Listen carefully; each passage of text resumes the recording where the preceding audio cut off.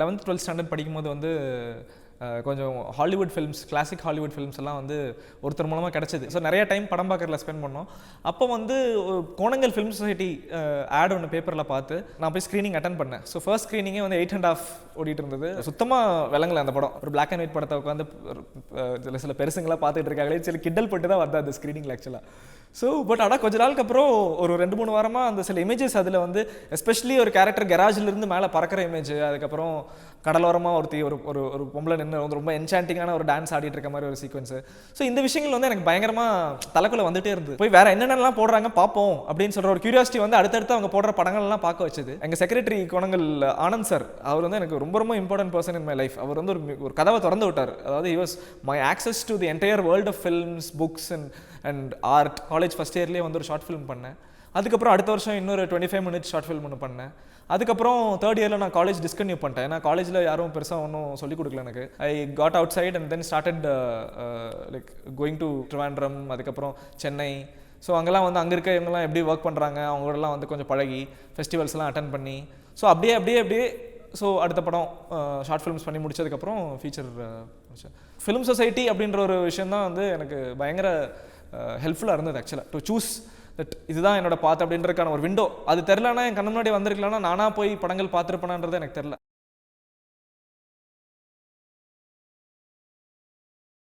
எனக்கு வந்து போஸ்ட் ப்ரொடக்ஷனில் மோஸ்ட் எக்ஸைட்டிங் ஃபேஸே வந்து எடிட்டிங் தான். ஏன்னா அங்கே தான் படத்துடைய மீனிங், கான்டெக்ஸ்ட், நம்மளுடைய எக்ஸ்பிரஷன் எல்லாமே வந்து கோஹெசிவாக ஒரு பாயிண்டில் நம்ம வந்து நிறுத்துறது வந்து ஜக்ஸ்டபோசிஷனில் தான்.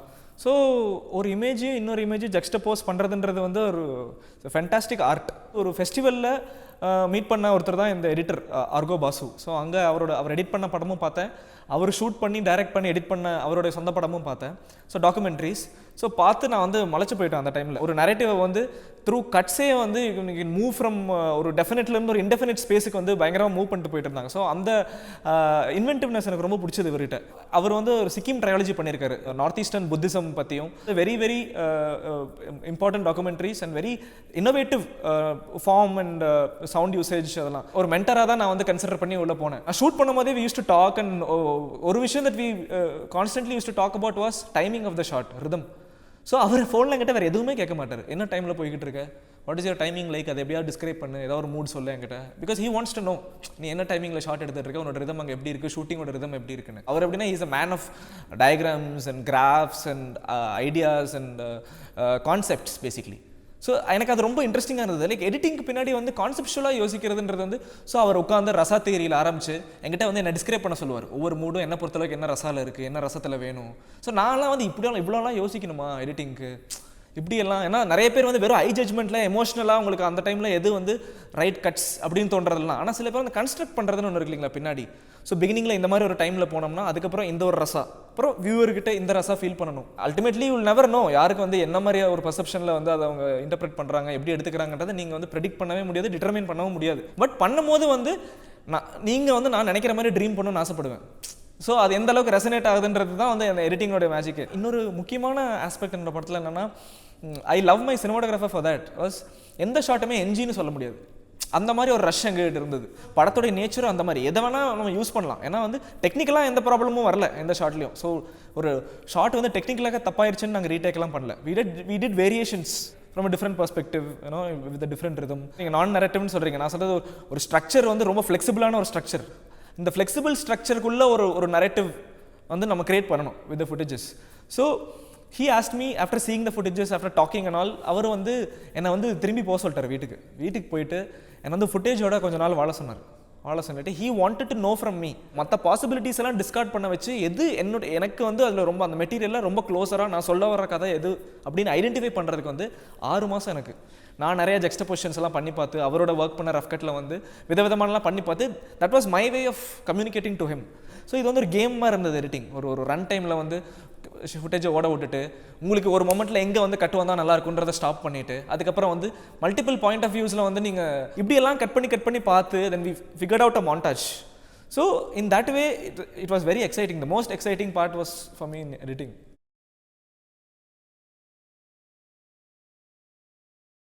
நாங்கள் ஷூட் எடிட்லாம் முடிச்சதுக்கப்புறம் there was a phase when we needed money. அப்போ தான் இந்த ஃபிலிம் பஜார் பற்றிலாம் தெரிய வந்ததுங்க. 2014 வந்து செலக்ட் பண்ணியிருந்தாங்க இந்த படத்தை வந்து ஃபிலிம் பஜார் ரெக்கமெண்ட்ஸ்ன்ற செக்ஷனில். எங்களோட ஒர்க்கை வந்து வியூவிங் ரூமில் எல்லாரும் பார்த்துட்டு வந்தவங்களுக்கு வந்து 3 மினிட்ஸில் நம்ம வந்து பிச் பண்ணி அவங்க கேட்குற கேள்விக்கெல்லாம் பதில் சொல்லி எங்களுக்கு வந்து அந்த வருஷத்துக்கான கேப் ஃபினான்சிங் அவார்டு கிடச்சிது. ஸோ அந்த பணத்தை வச்சு நாங்கள் வந்து போஸ்ட் ப்ரொடக்ஷன் பண்ணலான்னு சொல்லி நான் கல்கட்டாக்கு போய் சவுண்டில் வந்து 3 மாதம் சவுண்ட் ஒர்க் பண்ணோம். அதுக்கப்புறம் சவுண்ட் மிக்ஸ் வந்து பாம்பேயில் முடித்தோம். அப்பவும் எங்களுக்கு அந்த அவார்ட் மணி வந்து சேரல, 6 மாதம் அதையும் வரல. அதுக்கப்புறம் படமெல்லாம் முடிச்சதுக்கப்புறம் தான் வந்து அதுவும் நாங்களாம் போய் வேணான்னு சொல்லும் போது தான் வந்து இல்லை நீங்கள் வச்சுக்கங்கன்னு சொல்லிட்டு அவங்க கொடுத்தும் அந்த நாங்கள் அந்த படத்தை வந்து ரீபேபிள் 2 இயர்ஸில் நீங்கள் திருப்பியும் கொடுக்கணும். ஆனால் அந்த டைமில் வந்து அந்த கேப் ஃபினான்சிங் அந்த படத்தை முடிக்கிறதுக்கான ஒரு பேக்கப் இதாக அது இருந்தது.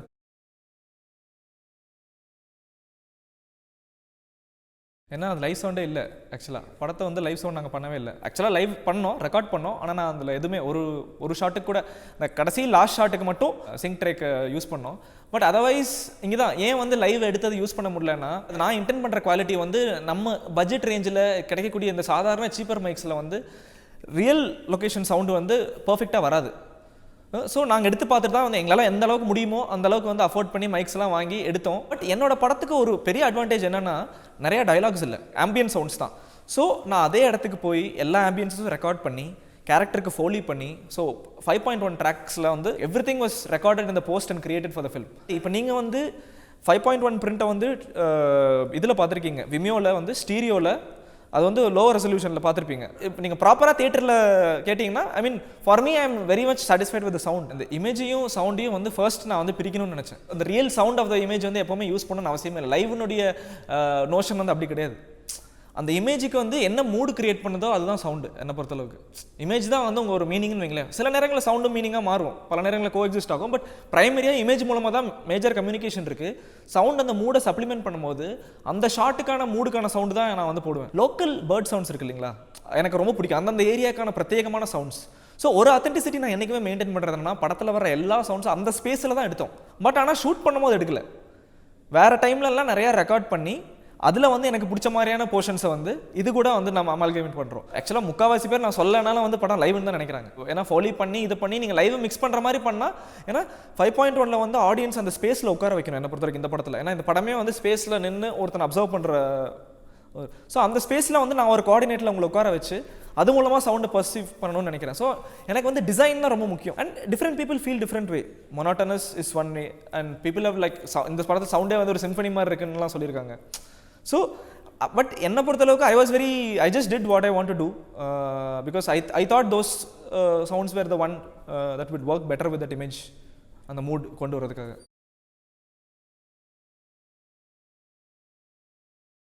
நான் இந்த படத்தில் ராஜேஷ்ன்றவரை கேஸ்ட் பண்ணதே வந்து நான் மனசில் இந்த கேரக்டராக சிவாவோ யோசிச்சுட்டு இருந்தவன் வந்து அப்படியே ராஜேஷ்ட பல ஆஸ்பெக்ட்ஸில் பார்த்தேன். He is a trained actor from National School of Drama Delhi.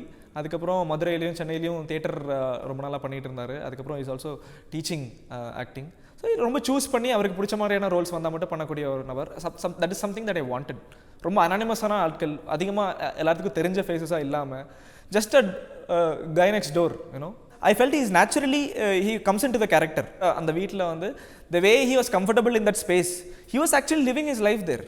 And then it was almost like நாங்கள் வந்து ஒரு டாக்குமெண்ட்ரி ஆஸ்பெக்டில் தான் வந்து டீல் பண்ணோம். ஸோ பட் அஃப்கோர்ஸ் நான் வந்து ஒவ்வொரு ஷாட்டுக்குமே exact pointers of what I want him to do and all that. ராஜேஷை வந்து டைரக்ட் பண்ணுறதுக்கும் என் சினிமாட்டோகிராஃபருக்கும் நான் ஒரே ஒரு விஷயம் தான் சொன்னேன். லைக் இது வந்து ஒரு ஃபாரஸ்ட் அவனை பொறுத்தளவுக்கு இந்த வீடு. அதில் வந்து அவன் தனிக்காட்டு ராஜா மாதிரி ஒரு சிங்கம் மாதிரி அவனை நினச்சிக்கிறான். அவனை பொறுத்தளவுக்கு அதை வந்து நான் வந்து இன்வெர்ட் பண்ணுறதுக்கு தான் அப்பப்போ பூனையோட பெர்ஸ்பெக்டிவ் மற்ற பெர்ஸ்பெக்டிவ்லாம் அங்கேருந்து வந்து. But nobody else doesn't even father. ஏன்னா பக்கத்தில் இருக்கவங்களுக்கு என்ன பண்ணான்னு கூட தெரியாது. பட் இவனை பொறுத்தளவுக்கு அது ஒரு காடு, அதில் இவன் ராஜா. ராதர் தான் இப்படி பண்ணுங்கன்னு ரிஜிடான ஒரு இது இல்லாமல் நம்ம மிஸ் ஆன் சீனுக்குள்ளே they should flow into it with our pointers on what the mood or what the rhythm is. சில சீன்ஸ் எல்லாம் ரொம்ப சந்தோஷப்பட்டேன். ஆக்சுவலி படத்தோட last scene both Sridhar and Rajesh ரெண்டு பேரும் வந்து அது வந்து very interesting time we had shooting that whole scene, how we arrived at that kind of a mise en scene, அதை எப்படி வந்து ப்ராக்டிஸ் பண்ணி how did we get around, work around it. So there is something called the actuality ன்னு சொல்கிறாங்க இல்லைங்களா. So fiction film மேக்கிங்லேயும் அது இருக்குது. அதாவது வந்து உங்கள் கேரக்டர்ஸ் என்னவாக இருந்தாலும் அவங்க தான். பட் ஆனால் they are trying to play a role where in the process of them getting into character a lot of things happen, you know. So அந்த ஸ்பேஸில் நம்மளை வந்து சும்மா இந்த கால் ஷீட்டுக்கு வந்தாங்க போனாங்கன்னு இல்லாமல் வந்து அந்த இடத்துலையும் அவங்களை இருக்க விட்டுட்டு அதுக்கப்புறம் நம்ம ஸ்கிரிப்டுக்கான மொமெண்ட்ஸை வந்து அவங்களோட லைஃப்ல இருந்தே எடுக்கும் போது வந்து it works better for me actually.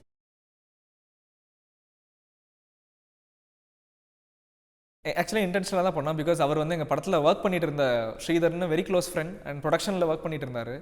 So அவர் வந்து அவரோட மூமெண்ட்ஸ்லாம் வந்து ரொம்ப கிரேஸியாக இருக்கும். ஆக்சுவலாக சம்டைம்ஸ் ரொம்ப யூஃபோரிக்கான சில மூமெண்ட்ஸில் வந்து சில விஷயங்கள்லாம் பண்ணுவார். அந்த லாஸ்ட் டேக்கில் வந்து இவனை கான்ட்ராஸ்ட் பண்ணுறதுக்கும் இவன் இருந்த மனநிலைக்கும் what he might potentially become or what he is not now அப்படின்றத கான்ட்ராஸ்ட் பண்ணுறதுக்கு அப்படியே வந்து invert again with a conscious thing. I don't know how it work, but இந்த you play a game. Like camera movement we played a game. That is something I really love about my cinematographer. He is up for games. எனக்கு அது ரொம்ப பிடிக்கும். It's a play at the end of the day. ரொம்ப நம்மள சீரியஸாக எடுத்துக்க வேண்டியதில்லை. மூமெண்ட்டில் வந்து நாங்கள் விளையாடிட்டு இருந்தோம். விளையாடி ஒரு மூமெண்ட்டை பிடிக்கிறோம். ஏன்னா அட் தட் மொமெண்ட் அவரோட என்ட்ரியே வந்து இட்ஸ் ஒரு அன்ரியலான ஒரு இது மாதிரி தான் வருது. யார் அவர்? ஸோ த டோட்டல் அன்னோன் மாதிரியான ஒரு இதாக தான் வச்சேன். யாருன்னே இல்லை. பிகாஸ் அவங்க வந்து they really drank you know. So அவங்களுடைய மூமெண்ட்ஸ் ஃபார் ஆல்சோ அவங்களுடைய கெஸ்டர்ஸ் அண்ட் ஆல் அந்த டோட்டல் பாட்டிலையும் குடிச்சு முடிச்சாங்க. 2 பேரும் குடிச்சிட்டே இருக்காங்க, பேசக்கூட மாட்டேன்றாங்க. there is something else that is in the air. You know that this person is kind of weird. I don't know conscious is the word, but he doesn't seem normal actually. You know, he doesn't feel like நம்மளுடைய definitions of comfortableன்றதுக்குள்ள வரதில்ல. அதுதான் அதில் கான்ட்ராஸ்டே. So இமீடியட்டாக எங்களுக்கு வந்து அவர் தான் வந்து he was the right person. Maybe அவர் இல்லைன்னா அந்த ஷார்ட்டே கூட நான் பண்ணியிருக்க மாட்டேன். குடிக்கிறங்க சீனில் இந்த 2 பேர் தான் இருக்கணும் அப்படின்ற ஒரு so instinctive decision actually. That was not in the script. இது வந்து லொக்கேஷனில் certain images were there in your head that you didn't probably write when you're shooting it comes. இது வந்து one such image that I did not write it in the script, but I wanted to shoot 2 people drinking and not like really talking. அவ்வளோதான், very simple scene. அதுக்குள்ளே ஒரு சின்ன mood இருக்குது, அதுக்குள்ளே ஒரு time இருக்குது.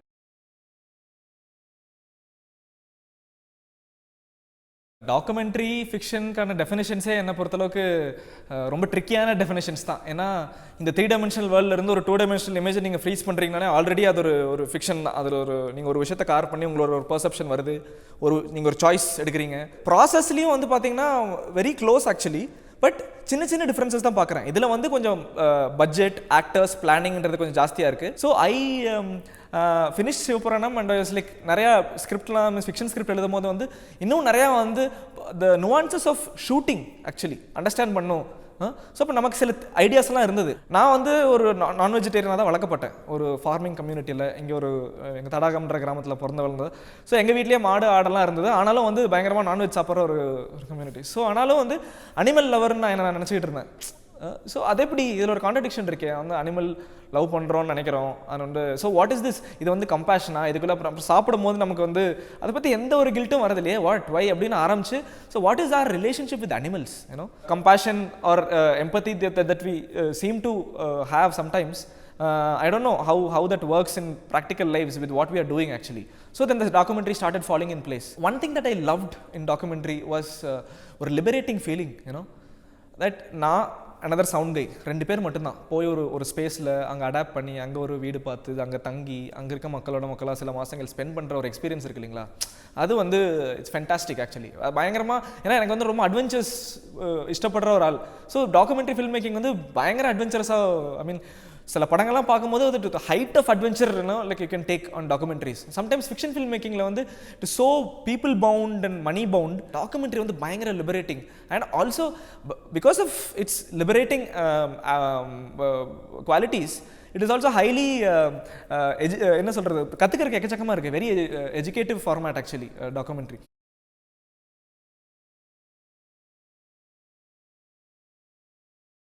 போன படம் சிவபுராணம் வந்து ஒரு புது producer, first time producer from Coimbatore, Sureshkumar அவர் ப்ரொடியூஸ் பண்ணார். ஆனால் அப்பவும் பார்த்தீங்கன்னா ஒரு அசிஸ்டன்ட் டைரக்டர் கூட இல்லை, ஒரு நல்ல ப்ரொடக்ஷன் மேனேஜர் இல்லை. நாங்களே தான் எல்லாமே பண்ண வேண்டியதாக இருந்தது. ஒரு 7-8 பேர் இருந்த க்ரூ தான் மொத்தமாகவே. ஆனால் அந்த ஸ்பேஸில் அது பண்ண முடிஞ்சதுக்கு காரணம் வந்து நான் 1.5 வருஷம் அந்த வீட்டில் தங்கியிருந்தேன் ட்ரிவாண்ட்ரமில். ஐ நோ எந்தெந்த பெர்ஸ்பெக்டிவில் அந்த வீடு எப்படி இருக்கும், ஸோ அந்த வீட்டை வந்து எப்படி லைட் பண்ணலாம், ஸோ மூமெண்ட்ஸ் அங்கே வந்து நான் எப்படி பண்ணலாம். ஸோ இப்போ அடுத்து பண்ணியிருக்க படமும் பார்த்தீங்கன்னா இது ஒரு ஷார்ட் ஸ்டோரி அடாப்டேஷன். திலீப் குமார்னு தமிழில் எனக்கு ரொம்ப பிடிச்ச ஒரு ரைட்டர்னுடைய ஒரு ஷார்ட் ஸ்டோரி. நான் வேற ஒரு ஸ்கிரிப்ட் எழுதி அதை பண்ணுற தருவாயில் இருந்தபோது something very very terrible and traumatic happened in Coimbatore. That made me choose this. இது எந்த லொக்கேஷனில் பண்ணணும்னு நினைக்கிறேனோ அந்த வீடு எடுத்து அங்கே அந்த ஒரு முஸ்லீம் நெய்பர்ஹுட் அது. ஸோ அந்த நெய்பர்ஹுட்டில் அவங்களோட ஏன்னா எக்கச்சக்கமான விஷயங்கள் பிக்கப் பண்ணலாம். எனக்கு வந்து ஏன்னா நம்ம ஸ்டூடியோ ஃபில்ம் மேக்கிங் பண்ணல, நம்ம நினைக்கிறதெல்லாம் எழுதிட்டு அப்புறம் ஒரு ஸ்டூடியோக்குள்ளே எல்லாம் கன்ஸ்ட்ரக்ட் பண்ணி வைப்பாங்க. அதுக்கப்புறம் அந்த ஆடாசிட்டியோ அந்த பட்ஜெட்டோலாம் நம்ம வந்து யோசிச்சு கூட பார்க்க முடியாது. இல்லாத வச்சு பேசி ஒரு பிரயோஜனம் இல்லை, இருக்கிறத வச்சு என்ன பெட்டராக பண்ண முடியுன்றதான் நான் எப்போவுமே பார்த்துட்டு இருக்கேன். ஸோ அந்த லொக்கேஷன்லேருந்து என்னென்னலாம் நமக்கு வந்து விஷயங்கள் கிடைக்கும். ஏன்னா அந்த கதை வந்து it's based on real story. அந்த லொக்கேஷனில் தான் அந்த ரைட்டரும் இருந்து எழுதினார் ஆக்சுவலாக. அந்த லொக்கேஷனில் போய் அண்டர்ஸ்டாண்டிங் அந்த எவ்ரிடே நுவான்சஸ். ஏன்னா அந்த கேரக்டர் அங்கே வாழ்கிற ஒரு விஷயம் நான் க்ளோஸாக வந்து நிறைய பேர்த்த அப்சர்வ் பண்ணி அந்த ஸ்பேஸை அப்சர்வ் பண்ணி, ஸோ ஹோப்பிங் தட் என்னுடைய மிசான்ஸை என்னால் போய் எடுக்க முடியும். நான் எதிர்பார்க்கும் போது அந்த ரியல் லொக்கேஷனில் சும்மா போகிறோம் கிடைக்கிறது எடுக்கிறோன்றதுலாம், அதாவது ஒரு ரியல் லொக்கேஷனில் போயும் நமக்கு வேணுங்கிற ஷார்ட்ஸ் நம்ம கன்ஸ்ட்ரக்ட் பண்ணி எடுக்கணும்னு நினைக்கிற மாதிரியான ஷார்ட்ஸை எப்படி கார்வ் பண்ணி எடுத்துகிட்டு வரோம் அப்படின்றது தான் வந்து கற்றுக்க நான் வந்து பயங்கரமாக இந்த படத்தில் ஆக்சுவலி ரொம்ப பிஸியான ஒரு இடத்துலையும் வந்து நம்ம நினைக்கிற ஷார்ட்ஸை வந்து எப்படி வந்து எடுக்கிறது நமக்கு கிடைக்கிற பட்ஜெட்லேயே. எனக்கு வந்து சென்னையில் ஸ்ட்ரே ஃபேக்ட்ரி மதிவாணன், ஸோ அவர் வந்து ப்ரொடியூஸ் பண்ணுறாரு. அண்ட் எங்களுக்கு வந்து நெதர்லாண்டில் ஒரு ப்ரொடியூசர் இருக்காங்க ரிங்கல் ஃபில்ம்னு சொல்லிட்டு. பிகாஸ் ஆஃப் ஹுபர்ட் பால்ஸ் ஃபண்ட் எங்களுக்கு வந்து ஒரு 6 months பேக் வந்து இந்த படத்துக்கு வந்து ஹுபர்ட் பால்ஸ் ஃபண்ட் கிடச்சிது. ஒரு 10,000 euros support money to develop the film. So அதை வச்சு எங்களுக்கு படத்துக்கு தேவையான கேமராஸ் லென்சஸ்லாம் என்னால் வாங்க முடிஞ்சுது. ஸோ படத்தை நான் இமேஜின் பண்ணும் போதே ஒரு ஃபார்மேட்டில் தான் இமேஜின் பண்ணேன். I want this film to be in Super 16 format. And நீங்கள் படம் பார்க்கும்போது உங்களுக்கு தெரியும் வைலாம். ஸோ அதுக்கெல்லாம் நம்மக்கிட்ட கேமரா இருந்தால் தான் பெட்டர். ஸோ அதனால் நான் வந்து படத்துக்கு தேவையான கேமராஸ் வந்து ரொம்ப நாள் அதுக்காக ஹண்ட் பண்ணி அதை வாங்கி அதுக்கு தேவையான ஒரு huge array of lenses with different kinds of modifications you know. And now we are in a better position. இன்னுமே எனக்கு வந்து கொஞ்சம் இன்வெஸ்ட்மெண்ட்ஸ் தேவைப்படுது. We are looking for another co-producer, but we are ready to shoot. ஏன்னா அந்த மாதிரி லாஸ்ட் 1.5 years வந்து ப்ரீ ப்ரொடக்ஷன் பண்ணதுனால things are like little better for us, you know.